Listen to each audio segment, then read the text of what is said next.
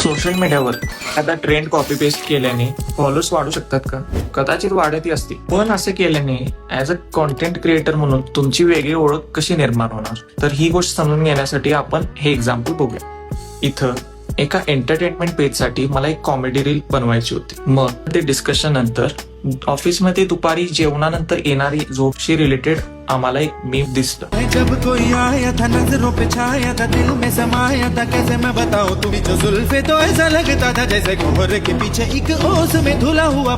त्या मीमला direct copy paste न करता मी एका वेगळ्या पद्धतीने मांडायचा प्रयत्न केला. यासाठी मी हे एक कॅप्शन घेतलं आणि क्योंकि सास भी कभी बहू थी या थीमला घेऊन मी एक कॉम्बिनेशन तयार केलं.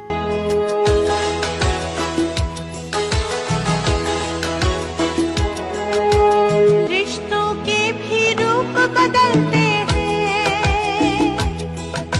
नए नए सांचे में ढलते हैं. बघितला, इथं मेन जोक तोच होता, पण प्रेझेंटेशन वेगळं होतं आणि ह्याला कॉपी पेस्ट म्हणत नाहीत, ह्याला अडॅप्टेशन म्हणतात.